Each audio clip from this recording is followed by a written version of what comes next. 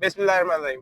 आपको एक बहुत अहम इत्तला देना चाहता हूँ कि इस टाइम जो लोग हमारे भाई बाइकिया इस्तेमाल करते हैं, बाइकें की राइड्स मंगवाते हैं, यंगो या दूसरी जो भी राइड्स मंगवाते हैं, उन लोगों से एहतियात करें। इसमें बहुत स्कैम हो रहा है, बहुत लोग इसमें लूटे जा रहे हैं। आप लोगों से मुर्ज़बाना गुजारिश है कि आप यंगो मंगाएं, आप उबर मंगाएं, आप या बाइकिया मंगाएं।